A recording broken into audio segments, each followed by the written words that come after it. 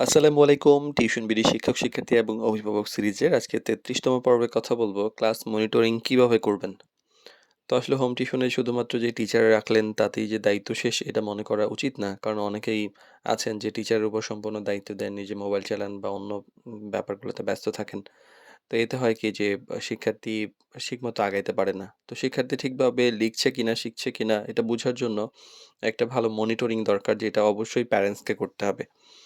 তো এই মনিটরিংটা মানে যে শুধুমাত্র যে শিক্ষক এবং শিক্ষার্থীর উপর চাপ সৃষ্টি করা তা নয়, বরং একটা সচেতনভাবে অগ্রগতি পর্যবেক্ষণ করা এবং সেটা অবশ্যই নিয়মিত। তো নিয়মিত যদি আমরা কিছু কাজ করতে চাই, এর মধ্যে আসলে দেখা উচিত যে টিচারের সঙ্গে কিছু কথা বলা যেতে পারে যে কি পড়ানো হচ্ছে, শিক্ষার্থী কতটুকু বুঝতে পারছে, কোথায় কোথায় সমস্যা হচ্ছে। এতে মানে টোটাল ব্যাপারে, স্টুডেন্টের ব্যাপারে একটা পরিষ্কার ধারণা পাওয়া যায়।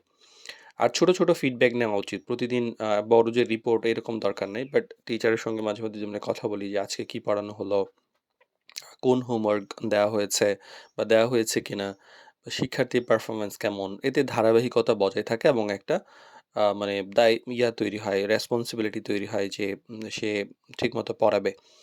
আর হোমওয়ার্ক বা এই যে প্রতিদিন যে কাজ দেয় সেগুলা চেক করা দরকার যে শুধুমাত্র যে শিক্ষক পড়া দিয়ে যাচ্ছে শিক্ষার্থী করছে কিনা, সেটা গার্ডিয়ান হিসেবে খেয়াল রাখা উচিত যে হোমওয়ার্ক করছে কিনা, নিয়মিত অনুশীলন করছে কিনা। কারণ শেখা যে শুধুমাত্র ক্লাসে এই সময় হয় না, কারণ এইটা অল্প সময় থাকে।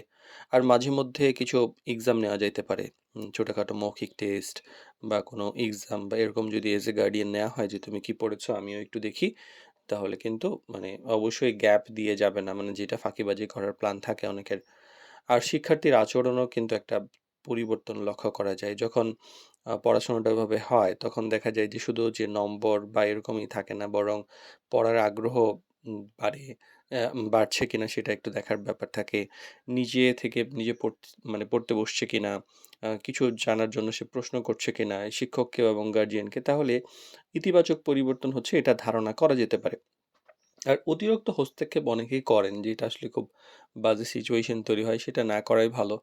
তো এতে একটা টিচার এবং শিক্ষকের ইয়ার উপর, স্টুডেন্টের উপর চাপ পড়ে যায়। শিক্ষার্থী অস্বস্তি বোধ করে, টিচারের কাজে বাধা হয়, ঠিকমতো পড়ানো যায় না। তো মনিটরিংটা হওয়া উচিত আসলে সহযোগিতামূলক। তো টিচারের সাথে খোলামেলা আলোচনা করলে এই ব্যাপারগুলা বোঝা যায় যে কোথায় ঘাটতি আছে, কোথায় কি করলে আরো ব্যাপারটা সুন্দর করা যায়। মানে ২ জনে মিলে সমাধান খুঁজে বের করা উচিত। আর ক্লাস মনিটরিং মানে হইল যে আ মা একটা সচেতন প্রক্রিয়া।